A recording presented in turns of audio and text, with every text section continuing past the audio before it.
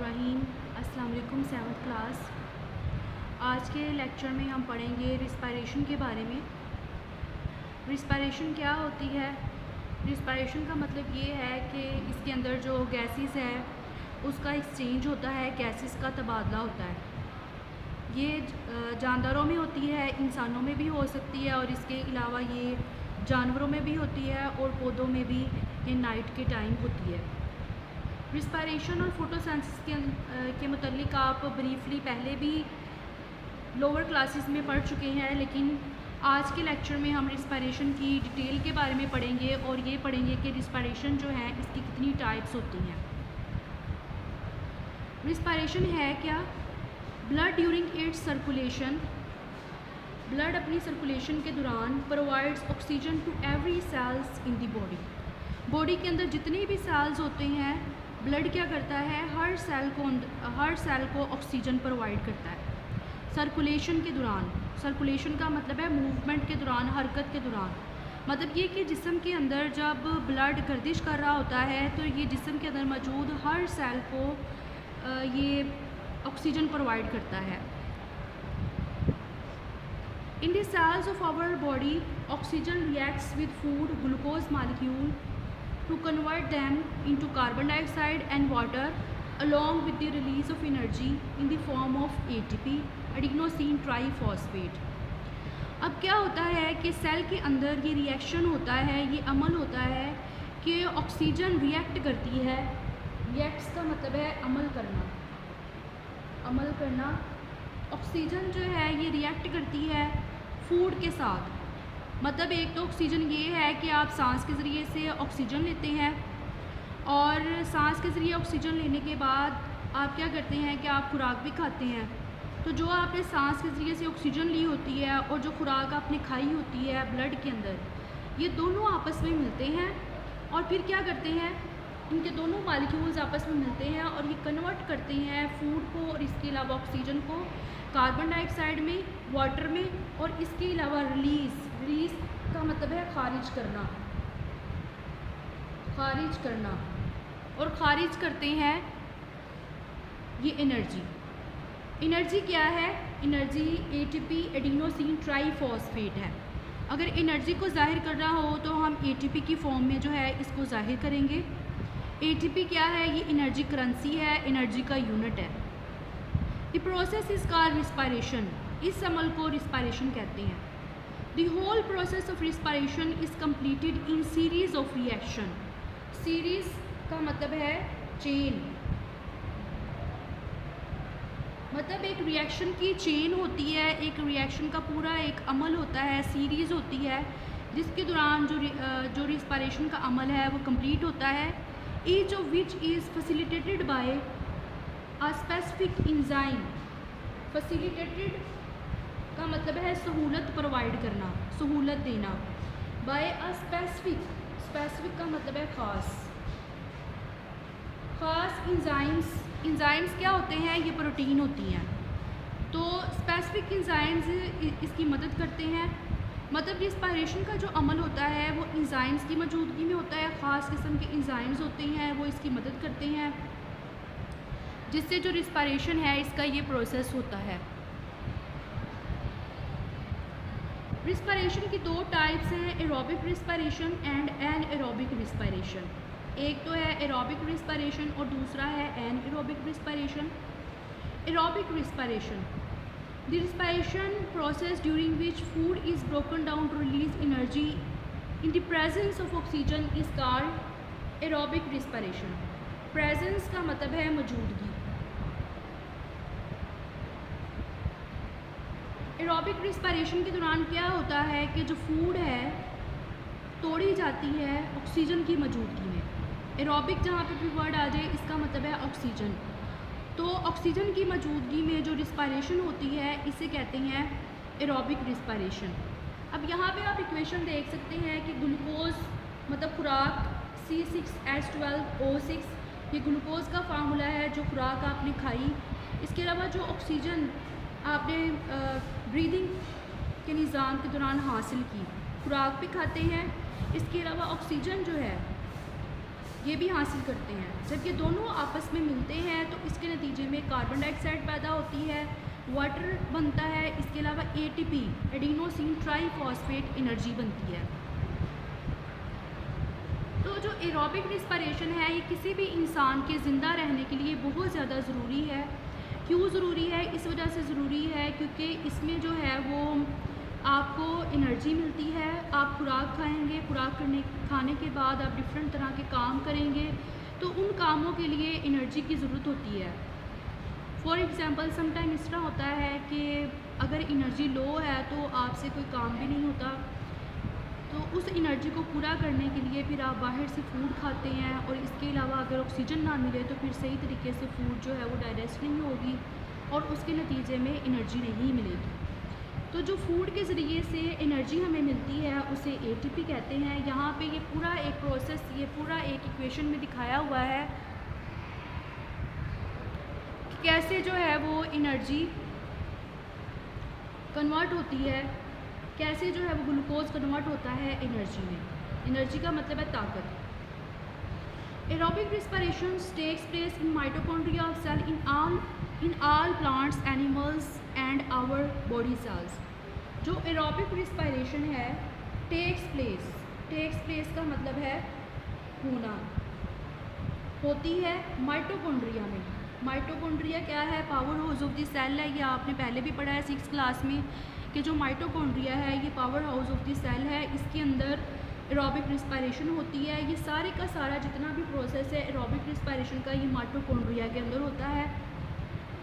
और ये प्लांट्स में भी होता है, और इसके अलावा एनिमल्स में होता है, और इसके अलावा बॉडी सेल्स के अंदर होता है।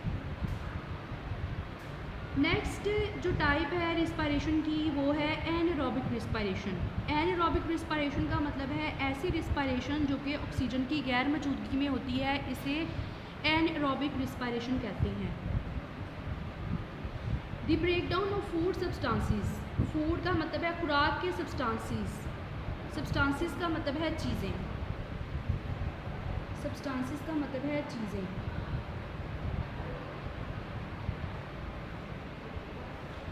फूड सब्सटेंसेस ऐसी चीज़ें इन दी एब्सेंस का मतलब है गैर मौजूदगी।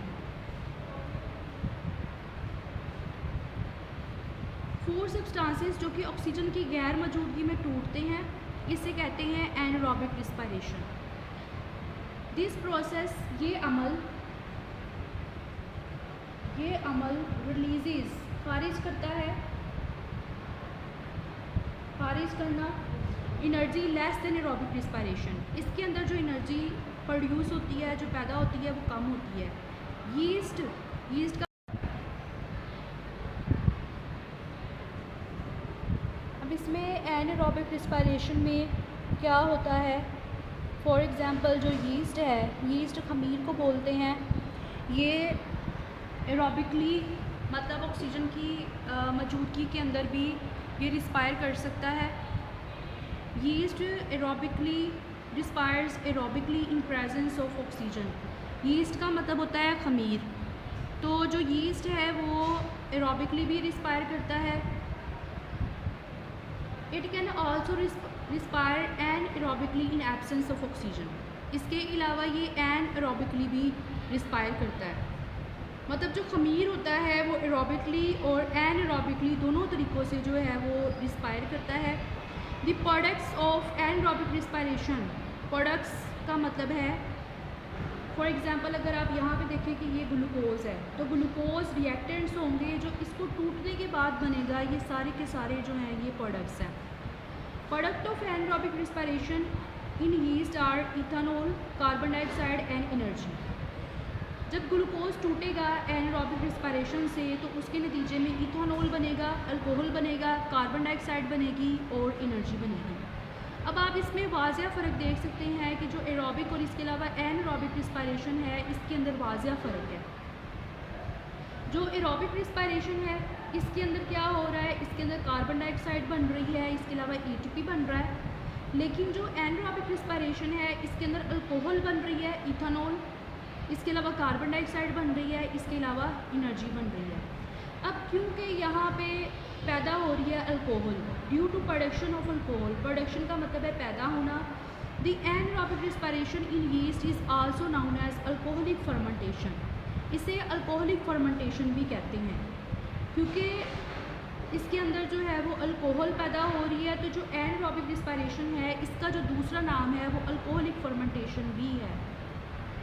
क्वेश्चन ये राइज होता है कि क्यों इस तरह की ज़रूरत फ़ील होती है, महसूस होती है कि हम ऑक्सीजन के बगैर सांस लें। एक तो हम सांस लेते हैं ऑक्सीजन के साथ, दूसरा हम सांस लेते हैं ऑक्सीजन के बगैर। तो क्यों इस तरह की ज़रूरत फ़ील होती है कि हम ऑक्सीजन के बगैर सांस लें।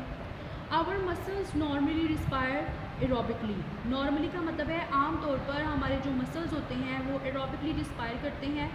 व्हेन वी रन फास्ट, जब हम तेज़ हरकत करते हैं, enough oxygen is not available for muscles to respire aerobically. लेकिन जब हम तेज़ भागते हैं, इनफ का मतलब है काफ़ी, मतलब ऑक्सीजन काफ़ी नहीं होती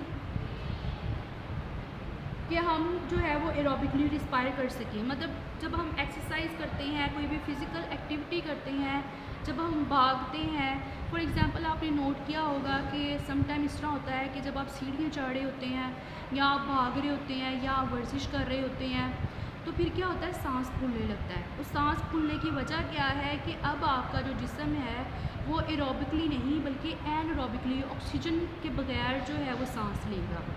और इससे फिर क्या होगा, इससे जो आपकी टांगें हैं वो भी दर्द करेंगी।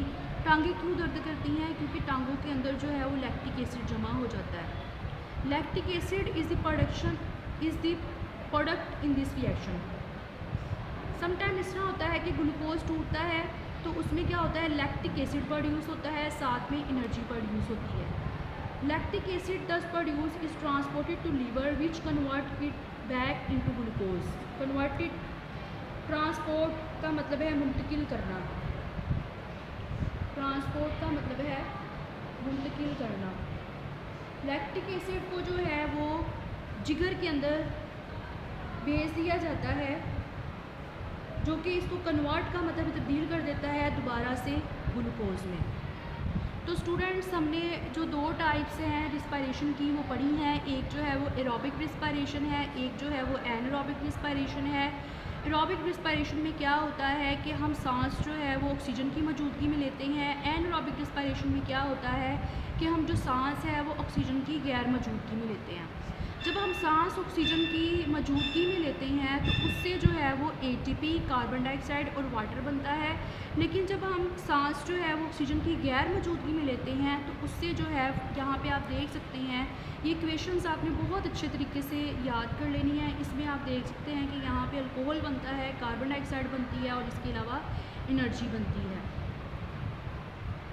अब डिफरेंस क्या है एरोबिक और एन एरोबिक रिस्पायरेशन में। यहाँ पे ये जो डिफरेंस है, जो एक फ़र्क है, ये भी बहुत ज़्यादा इंपॉर्टेंट है। Aerobic respiration it takes place in presence of oxygen, ये ऑक्सीजन की मौजूदगी में होता है।